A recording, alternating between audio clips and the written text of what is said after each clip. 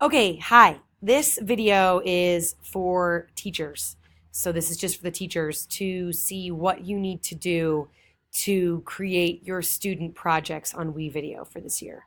So I've been playing around with it and I think that I'm coming to a good understanding of what I should be doing. So first and foremost, you want to log in and you should see your WeVideo. You'll log in and then you want to click on your dashboard, and you want to go to projects. So what you want to do is you want to create the projects and then invite students into them or add them in manually. You don't want to have students making them because you want to be able to see them as the teacher. I think this is the easiest way to get there. So you want to click projects at the top, and then you want to create a folder. I got to move this video over, sorry. You want to click first a new folder so they're all organized. So I'm going to call these my 2019 7th grade humanities. I'm going to call it actually 2018, 2019, because maybe we'll be using this in the fall.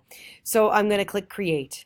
Okay, so then I'm going to open this up, and now I want to create a new project. I'm going to house all of my students' projects in this folder so that they're not all scrambled up. So if you teach 2 sections in 7th grade, you may want to call one like block 3 and one block 5 or whatever. Or you could have them all in one group if that's what you prefer. But this way, next year, you won't have all these past student projects cluttering up your list of projects. So you want to click create a new project right there. And then you want to think about what you want to call these. So if maybe they're all doing different topics, let's pretend they're all, for example, for Katie, they're all doing the UN. So you might call it UN Group 1, UN Group 2, UN Group 3. Whatever you want to call it. If you're doing different topics, like it might be whatever. Let's just call them colors for right now. So I might call this one Red Project. And then I would say the color red is their topic. And I'm going to choose collaborative. And then I click next, except I have my little camera picture here that needs to move. And then I click next. And then you want to invite with a link, okay? You want to invite with a link, and they will already be, hopefully students have already signed up. So you have a couple ways of going about this. You don't want to add all members because there will be 100 7th graders. You could select members. If students have already clicked the initial link that we sent them, they're already in our system, so you should be able to see them. If not, the fail-safe is you could always invite with a link. So let's pretend, for example, I'm going to select members groups. I'll click next. So right now there's only us, right? Because we are the only people who have signed up. But I could go ahead and click who I wanted to be in this group, and then they would show up in there. Hopefully, ideally, every student all 100 7th graders would be in this list. So you would just scroll down and click it. The other thing that you can do, it would be to invite with a link.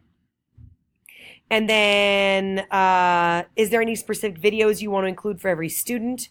Probably not, but maybe you do have some media you've uploaded, like I want every kid to use this opening video or whatever. Then you click next, and then you want to copy this link and then email it to the students in that group. So for example, I would do Command C, and then I would go to my email, and then I might send an email to, I'm going to make up a group right now, Ellie Hobbs, Tiago Vidal, Bia Borges, her name is Beatriz, and Gabby Quiroga. Gabriela Quiroga, okay? And then I would say the link for your project. Okay, so this, and I would paste it. So this sets me up to be able to see all of their projects as opposed to having them invite you. So that's what I'm suggesting you guys do to get students into their groups. And then you will send that, and then in your dashboard, sorry, I'm in the wrong place. You will click finish, and then students will be able to come in, and here you would see what they've started so far, what they've been working on.